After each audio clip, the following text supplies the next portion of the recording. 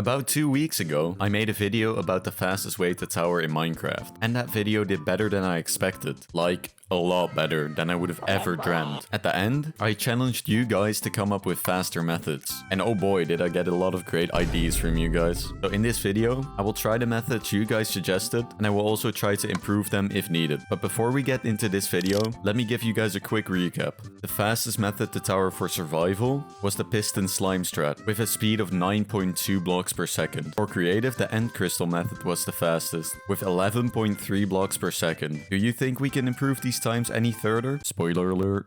We do. But first, let's settle one thing. Because I got a lot of comments saying I should use ender pearls. From the first video, I had excluded all the ender pearl methods, like throwing an ender pearl and bone mealing a jungle tree, for example, because this didn't fit into my definition of towering. I didn't clearly define what towering meant, so I'm gonna give it a more strict definition. Towering is moving upwards while you're placing blocks underneath yourself. And with the end pearl method, you don't place blocks underneath yourself. But if you consider an ender pearl towering, the fastest method is to throw an ender pearl and place scaffolding. I do have to mention that this method is wildly inconsistent because ender pearls have a randomized spread when thrown, so it's really hard to hit the block you're aiming for. But anyways, let's get back to the main goal. Towering up 20 blocks in the fastest way possible, preferably in a repeatable method, where I start counting when the first action is performed. For example, this means the moment I start breaking a block or charging a trident. With that boring stuff out of the way, let's get to the fun stuff. Towering up. Let's first look at the optimizations for my own methods you guys suggested. I just couldn't get the end crystal strat to work in survival. That was also partially due to mechanical incompetence, but you guys gave me some really helpful tips, because I was struggling with hotkeying in low tick speed, because it has a massive delay. But someone in the comments said that I should scroll instead of hotkey, because this ignores tick speed, and this worked way better than going into my inventory like I did in the previous one. With this optimization, I slightly improved my survival time, with a new time of 2.33 seconds, which means 8.53 blocks per second. This is still slower than the piston slime method though. I think the 1 block less reach in survival just makes it a lot harder to get a better time with this method. Also, to the people who said,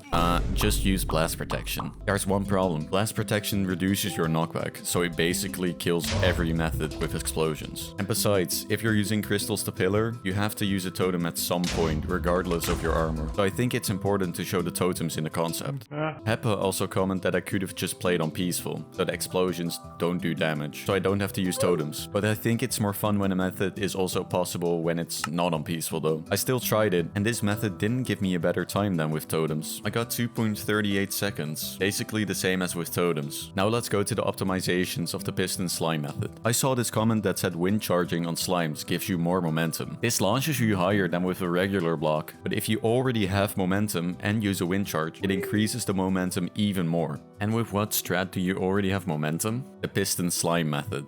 So what I tried to do was, as soon as the piston gets activated, I throw a wind charge on the slime block. With this method, I got launched into the air. The top speed of this launch is 30 blocks per second. This means that the only way to perform this would be with scaffolding, because you can only place 1 block per tick, and Minecraft runs on 20 ticks, but scaffolding is pretty much the only usable block that ignores this rule. Forget the end crystal method. That isn't even competitive anymore. This strategy beats all the previous methods by a landslide. You clear a 20 block tower in 1.13 seconds, meaning 17.70 blocks per second.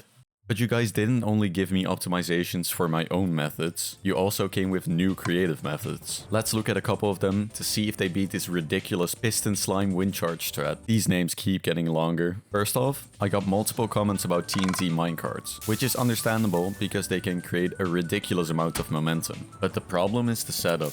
When you activate them, you have to wait 4 seconds before they even explode. I tried this with 5 TNT minecarts, and the maximum speed you reach is 85.71 blocks per second. But the time is awful because you have to wait 4 seconds before the TNT even explodes. Or you can let them drive into each other, but that causes the minecarts to not explode at the same time, and therefore they break the scaffolding you're placing, and you can't use normal blocks because you simply go too fast. You could end the tower with a blast resistant block, but the scaffolding underneath would break, and you would be left with a single floating block, and I don't think this counts as a tower. I also saw a lot of comments about wind charge dispensers, and this method has the exact exact same problem. You need to build a whole contraption to even launch yourself. And again, the launch itself is incredibly fast, with 75 blocks per second. It's just not doable if you start with nothing. So both of these ideas are not usable. But I also saw multiple comments about using Windburst 3 on the maze, and this method actually had potential, because it didn't need a massive setup.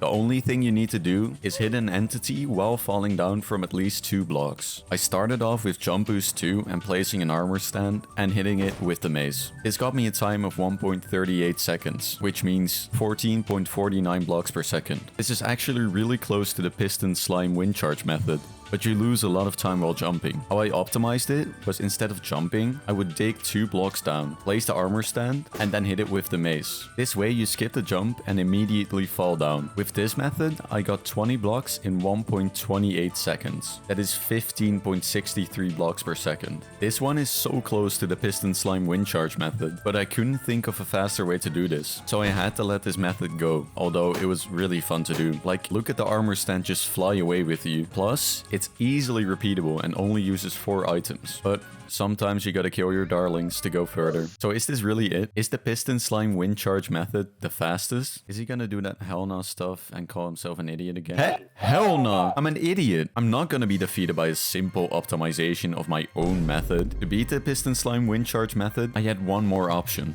The Trident method, which I briefly mentioned last video. There was a comment that gave me a way to actually perform the Trident strat. Fun fact, this comment also mentioned the piston slime wind charge and the Windburst 3 method, which I had already thought out. I guess this guy's just a genius.